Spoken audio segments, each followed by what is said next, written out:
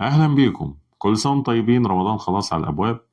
بس لازم نسأل الأول، ليه كل سنة قبل رمضان بأسبوع أو اتنين ويمكن شهر بنلاقي نفسنا واقفين قدام الكاشير بندفع فواتير بألوفات؟ ليه البيوت بتتحول لمخازن؟ وليه الفريزر مش كفاية ويمكن محتاجين نشتري فريزر تاني؟ الأرقام بتقول إن الاستهلاك في مصر والعالم العربي بيزيد بنسبة 30 إلى 50% في رمضان. التسوق الإلكتروني بيوصل لذروته وأسعار السلع بتزيد، وإحنا بنجري وراها زي ما يكون في مجاعة جاية. تعال نعرف إجابة السؤال ده. أنا إسماعيل أحمد ودي قناة الجانب الرمادي، يلا بينا نبدأ.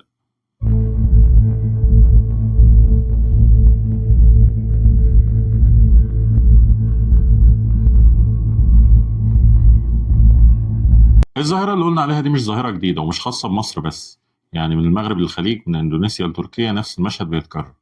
الأسبوع الأخير قبل رمضان بيبقى زحمة فظيعة، عربيات التسوق مليانة ممكن ما انتش شايف اللي ماشي وراها، الفريزرات مليانة لحوم ودواجن، والأغرب من كده إن بعد رمضان ممكن معظم الأكل ده بيترمي في الزبالة. احنا مش بنشتري عشان محتاجين، احنا بنشتري عشان خايفين. وتعالى اقول لك ايه اللي بيحصل بالظبط، بس في البدايه ما تنساش لايك شير سبسكرايب وفعل زر الجرس عشان دايما يوصلك كل جديد. عشان نفهم الظاهره دي لازم ندخل جوه دماغك، لان اللي بيحصل مش جنون وما هوش عدم تخطيط.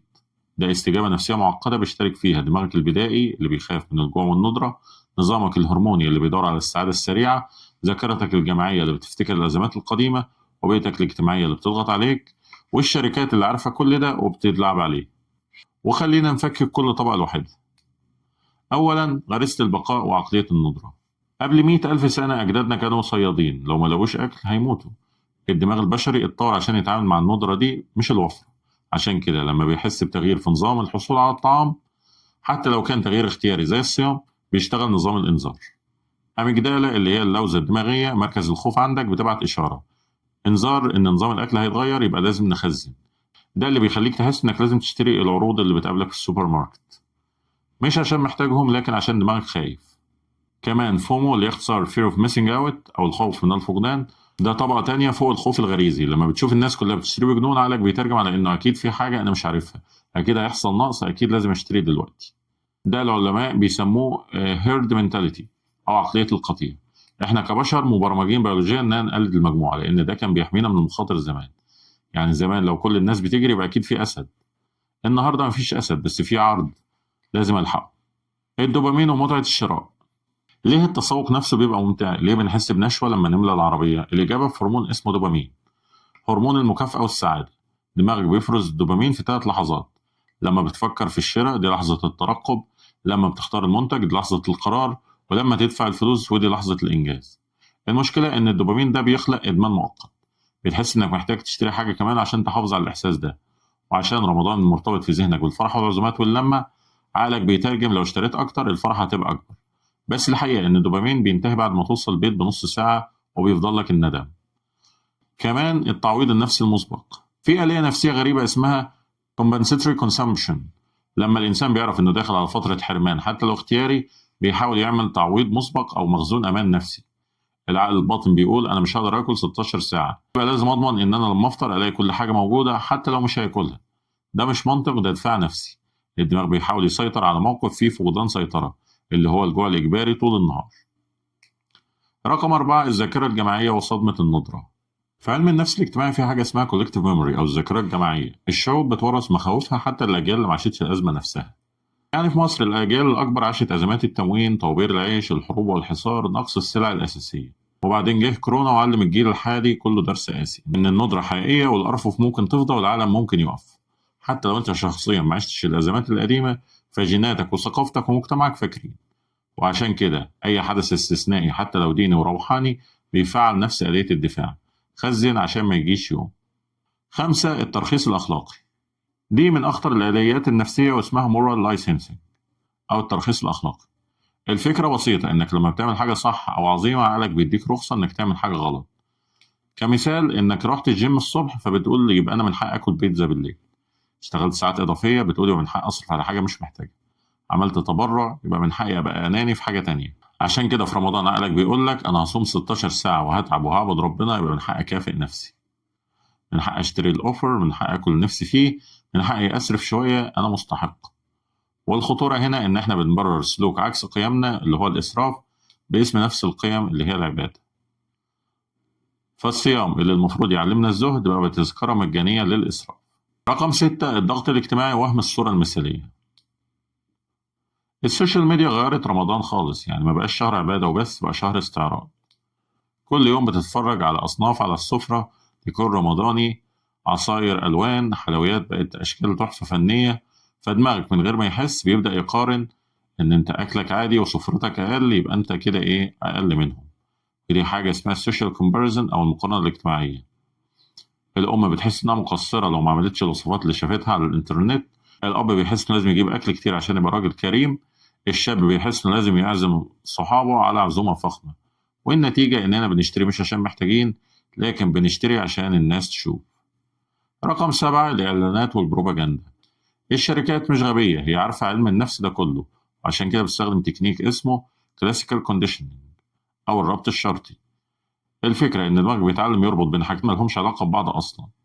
يعني مثلا لما بتشوف شعار ماكدونالدز اللي هو حرف ام الأصفر، أول ما بتشوفه على الطريق، إيه اللي بيحصل؟ دماغك فورا بيفتكر طعم البرجر، ريحة البطاطس، وإحساس الشبع والراحة، رغم إنك مش جعان أصلا.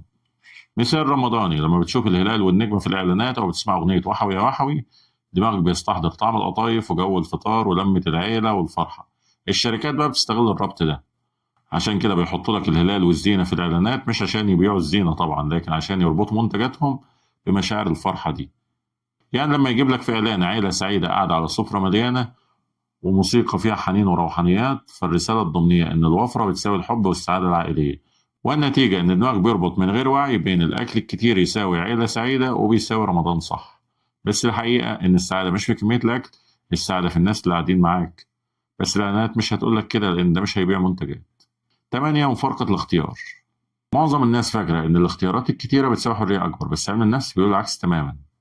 علم النفس بيقول لنا إن كل ما الاختيارات بتزيد، التوتر بيزيد، والرضا بيقل، والندم بعد الشراء بيزيد. لما بتقف قدام أنواع كتير من منتج معين، فدماغك بيدخل في حالة اسمها decision paralysis أو شلل القرار. بتبقى مش قادر تقرر، خايف تختار غلط ومتردد، فإيه اللي بتعمله؟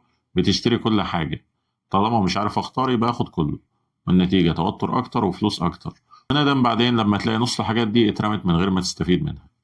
عشان كده مفارقة الاختيار بتحول التسوق من متعة لعبء نفسي. طيب دلوقتي بعد ما فهمنا إيه اللي بيحصل جوه دماغنا، إزاي نكسر الدايرة دي، خليني أقول لك شوية حلول عملية تقدر تطبقها من السنة دي. الحل الأول، توقيت التسوق الذكي. ما تشتريش وأنت جعان. دايما ما تشتريش حاجة رمضان وأنت جعان أو قبل رمضان بيوم، لأنك لما بتكون جعان أو حتى لما بتكون متوقع إنك هتجوع، دماغك البدائي هو اللي بيقود عربية التسوق مش العقل المنطقي. فبيخليك تشتري أي حاجة شكلها حلو، تشتري كميات كبيرة، وبتشتري بقرارات عاطفية. والحل إنك تشتري حاجة رمضان قبله ب3 أسابيع، وطبعا ما تكونش جعان ومش متوتر وفي وقت ما فيهوش زحمة. الحل التاني، الوعي بالترخيص الأخلاقي. قبل ما تحط أي حاجة في عربية التسوق، اسأل نفسك: أنا بشتري الحاجة دي فعلا لأن محتاجها، ولا عشان عقلك بيقول لك إنه مستحق المكافأة دي؟ لو اكتشفت إنه ترخيص أخلاقي، فأنت كده بتستخدم العبادة كعذر للإسراف. وافتكر إن الصيام جاي عشان يعلمك الزهد، مش عشان يبرر لك الإسراف.